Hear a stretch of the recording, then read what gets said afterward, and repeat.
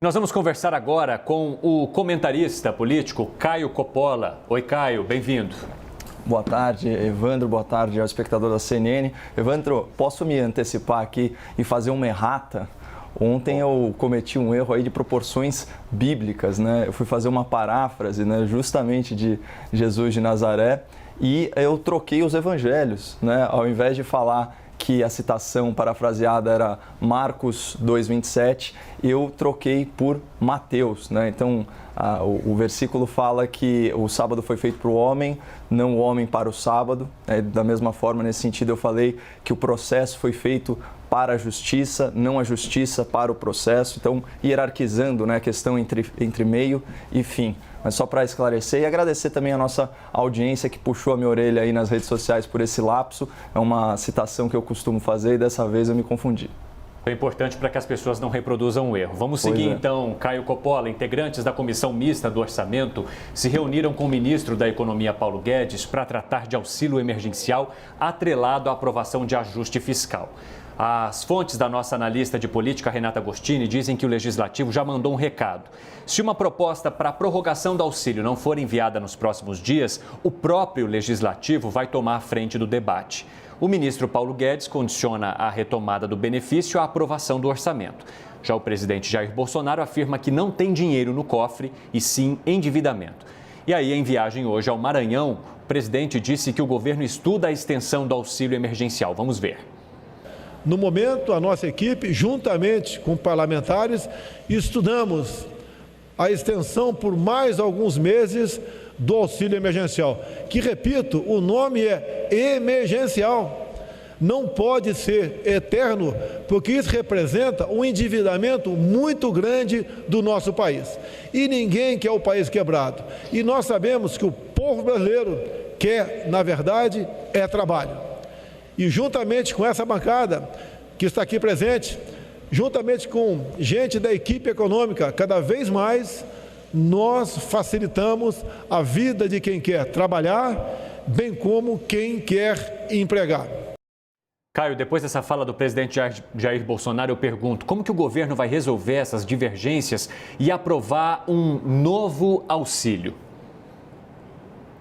Bom, Evandro, esses parlamentares, né, do abaixo-assinado, eles agem como se não fosse da sua competência constitucional, aprimorar, votar e aprovar o orçamento federal, né? Como bem colocou as fontes da Renata Agostini, né? Os parlamentares eles podem inclusive instituir o pagamento do auxílio por lei.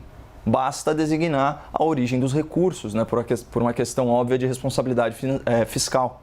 Então, vamos lembrar, né, que o projeto de lei orçamentária anual ele foi enviado ao Congresso ano passado. Então, desde então, a previsão de orçamento está aí à disposição dos deputados, à disposição dos senadores, para que eles encontrem aí os fundos para novos programas de transferência de renda. A hipocrisia aqui, na minha opinião, né, é o parlamentar se colocar apenas como crítico de um problema pelo qual ele também é responsável, né, e para o qual ele pode propor soluções. Os deputados eles não são comentaristas políticos, né? Eles são agentes políticos e são eleitos justamente para fazer escolhas difíceis e encontrar soluções para os desafios do Brasil, né? A propósito, o projeto de lei orçamentária que eu já citei, né, encaminhado pelo governo federal, ele já inclui um acréscimo de 18% ao orçamento do Bolsa Família, né? A gente está falando de mais de 5 bilhões de reais. Tá? Então, pela primeira vez, isso vai viabilizar pagamentos médios de R$ 200 mensais ou mais. Então, com isso, pelo menos 50% da população mais vulnerável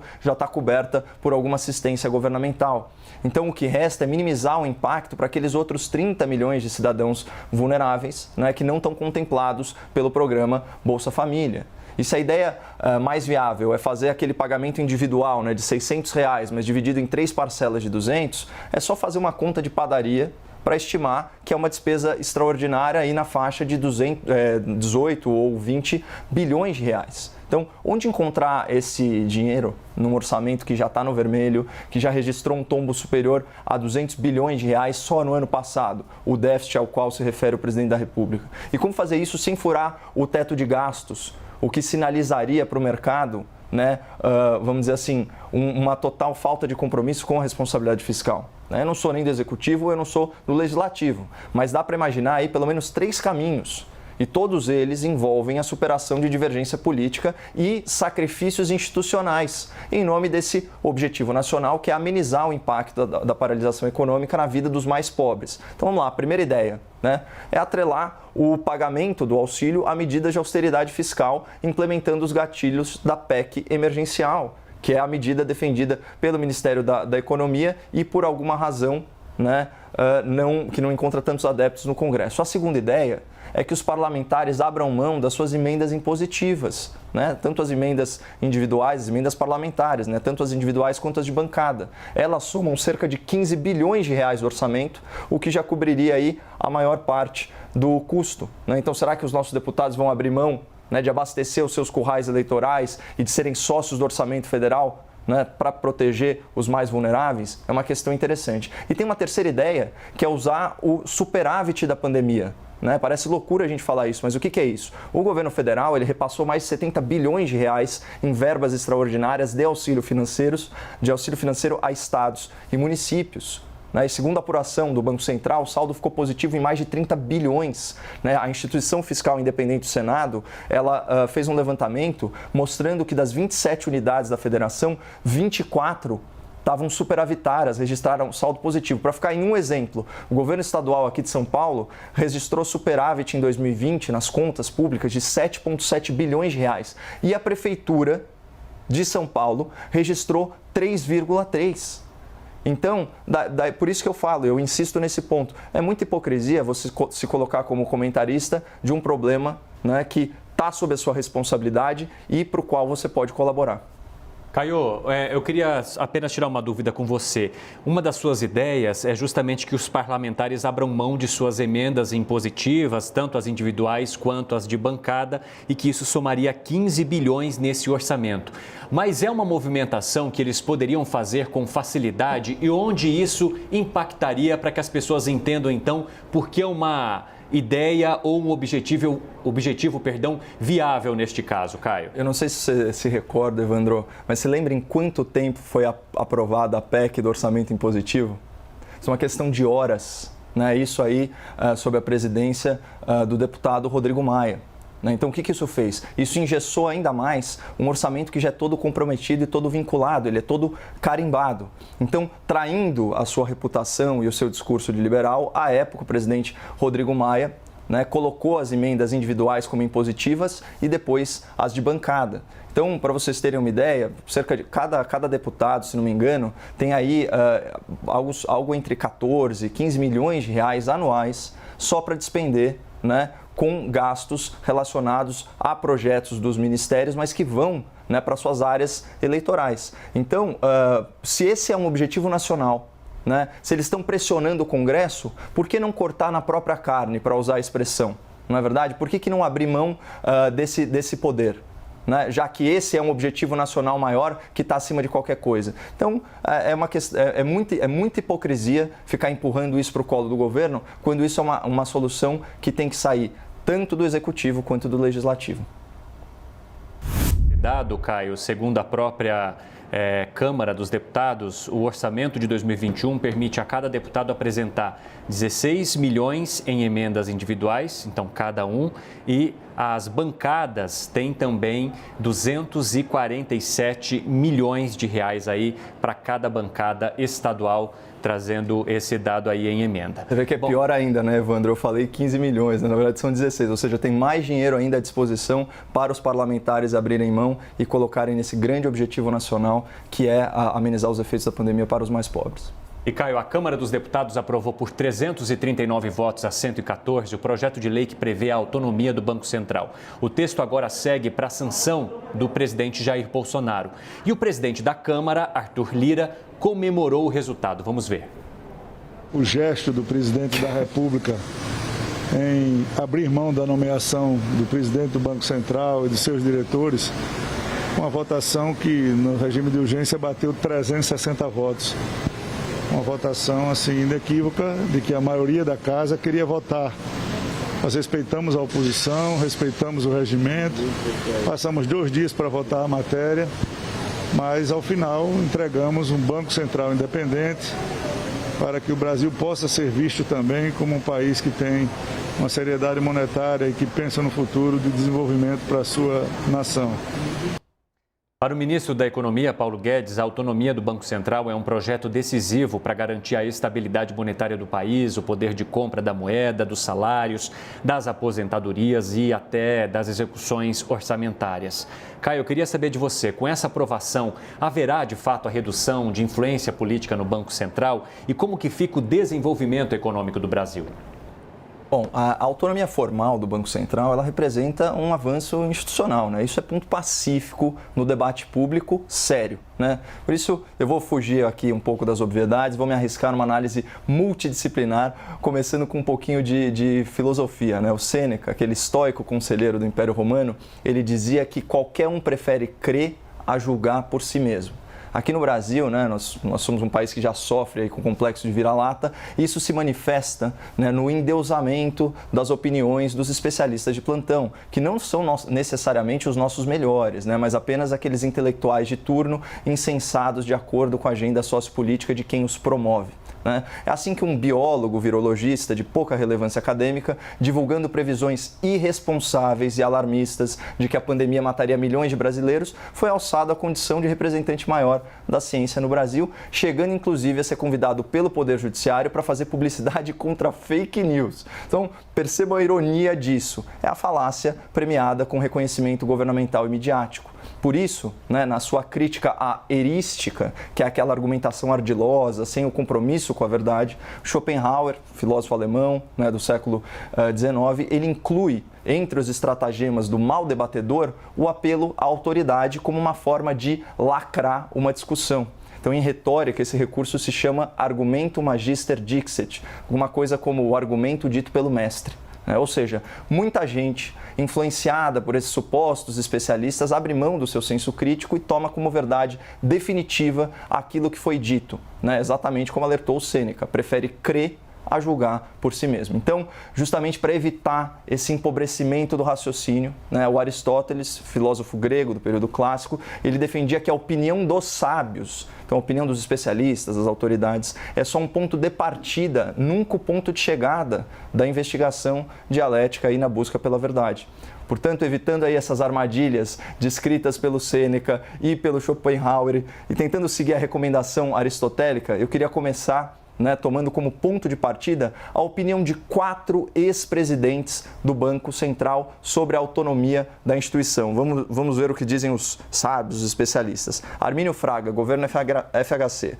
Penso que seria um avanço importante que contribuiria para sustentar um sistema bem-sucedido. Sou defensor de primeira hora da ideia. Henrique Meirelles, governo Lula. O importante é que o BC tenha autonomia para seguir seu objetivo básico, que é a inflação controlada. Alexandre Tombini, governo Dilma. Um banco central sem autonomia para trabalhar não vai desempenhar seu papel. E Ian Goldfein, do governo Temer, estou um pouco mais otimista de que, dada a evolução da independência de fato, a gente finalmente vai ter a independência de júri, de direito, né? Independência jurídica. Então percebam que é unânime o endosso dos ex-presidentes do Banco Central à autonomia formal dessa autarquia. E vamos lembrar, né? Essas autoridades, elas serviram sob governos de diferentes matizes ideológicas, né? Então isso vai desde o neoliberalismo ao neossocialismo. E nesse atual governo de agenda econômica liberal, a medida também foi bem recepcionada pelo Banco Central sob o comando de Roberto Campos Neto, que é um quadro de linhagem intelectual fina, né? Neto de um expoente da República, o saudoso Dr. Roberto Campos. Então, eis o que disse o Banco Central em nota. Essa mudança é o resultado de um longo processo de amadurecimento institucional, onde os benefícios de um Banco Central autônomo, transparente e responsável foram ficando claros para a sociedade. E que benefícios são esses? Principalmente controle da inflação, né? Uma conquista de décadas, recentemente ameaçada pelo governo intervencionista e desastrado da presidente impedida Dilma Rousseff. E aqui uma nota lateral, né? Para evitar a repetição de erros do passado, é fundamental recordar os índices de inflação no final da gestão petista, né? Então, mais de 10% em 2015 e mais de 6% em 2016, quando as metas eram de 4,5%. Então, só para efeito de comparação, mesmo nesse caos da pandemia, né, com a alta nos gêneros alimentícios, a inflação ficou controlada em 4,5%, só meio ponto acima do centro da meta, isso em 2020. E vamos lembrar que inflação é, na verdade, um imposto contra os mais vulneráveis, porque diminui o poder de compra da moeda e come o valor real do pouco dinheiro que o pobre ganha. Mas voltando aí à nota oficial do Banco Central, eu separei aqui um trecho que sintetiza aí de forma lapidar o problema que foi superado com essa nova legislação aprovada na Câmara. Diz o seguinte: por sua própria natureza, a política monetária requer um horizonte de longo prazo. Em contraste, o ciclo político possui um horizonte de prazo mais curto. Em outras palavras, a economia de um país também é questão de Estado, né? E a gente não pode se submeter ao imediatismo dos políticos e às aventuras de governos radicais, como ocorreu na última gestão petista, né? E como que o texto base aprovado pelo Congresso garante a autonomia do Banco Central? Eu vou ficar aqui nos 2 pontos principais. Então, primeiro, um mandato fixo de 4 anos, né, para a presidência, que só pode ser interrompido por razões formais previstas na lei. Ou seja, acabou a possibilidade de subordinação, não cabe mais exclusivamente ao presidente da República a demissão do presidente do Banco Central. E o que isso significa? A retirada de poderes do atual presidente da República, Jair Bolsonaro, que ao apoiar esse projeto agiu como estadista. Ele não pensou em si mesmo, ele pensou no Brasil. Ele abriu mão da prerrogativa de demitir, né, o seu presidente do Banco Central, diminuindo a sua própria influência na economia. Fez certo, reduziu concentração de poder no executivo e mostrou para o mercado um compromisso firme, um compromisso claro com a governança das instituições. Segundo destaque do texto base, o mandato do presidente do Banco Central ele não vai ser coincidente com o calendário eleitoral e o mandato do presidente da República. Ou seja, um governo recém-eleito vai ter que conviver com os quadros indicados pelo governo anterior, pelo menos durante um certo tempo.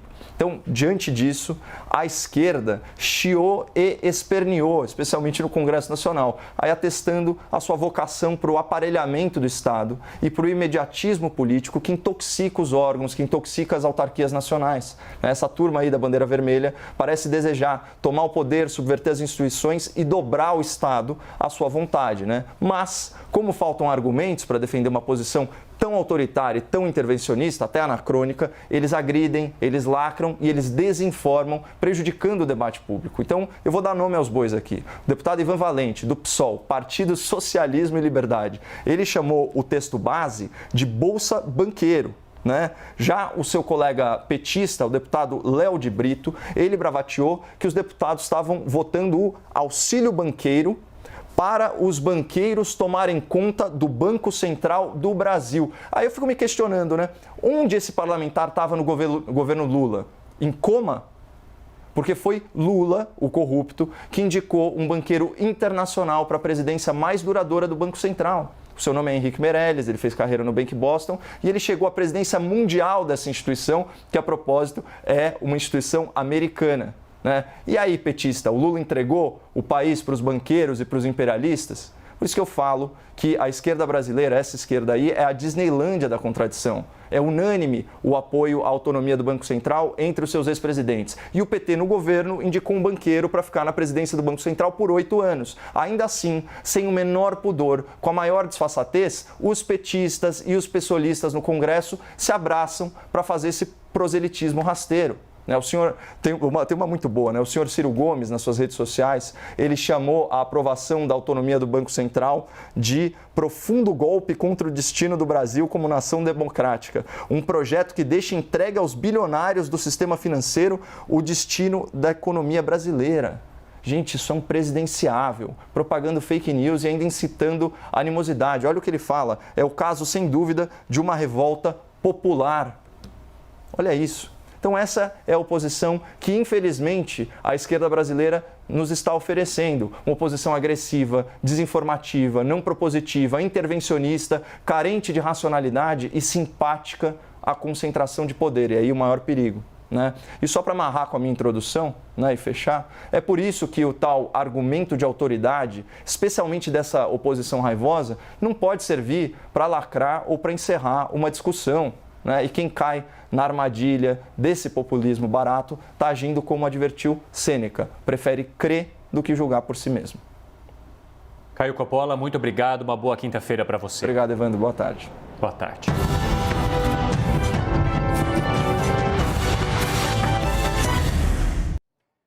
As opiniões emitidas pelos comentaristas do quadro não refletem necessariamente a posição da CNN.